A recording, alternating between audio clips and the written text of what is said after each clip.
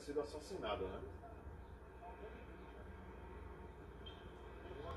Boa tarde para você, Judson. Ótima tarde para quem está em casa e acompanha o Bahia Meio Dia. Isso mesmo, Judson. A princípio, trabalhava com a hipótese de suicídio, mas quando os peritos foram até a casa dessa mulher e viram o corpo, viram que a cena do crime foi montada, que existia ali uma cena de crime, que não existia suicídio. O principal suspeito desse crime é o companheiro dessa mulher, identificada como Célia Neres de Souza, natural de Aracatu, de 43 anos de idade. A cena também triste de toda essa situação, desse crime bárbaro, Judson, é que a mulher morreu na sexta-feira da semana passada, dia 25 de setembro, e o corpo foi encontrado pela sobrinha na segunda-feira dessa semana. E estava ao lado aí do corpo também o filho dessa mulher de apenas 3 anos de idade, que ficou 3 dias nessa casa aí, vendo o corpo da mãe ali ao chão, morta já praticamente sem vida. A sobrinha foi quem encontrou esse corpo e ligou para a polícia.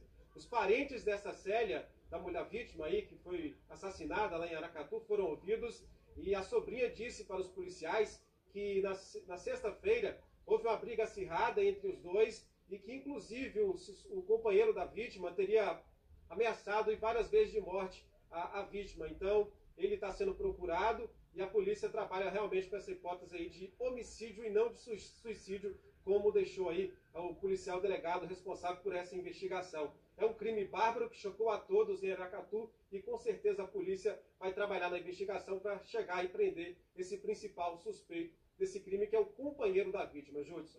Pois é, Edson, bárbaro o assassinato e bárbaro essa criança ter ficado 3 dias, imagine, ao lado do corpo da mãe.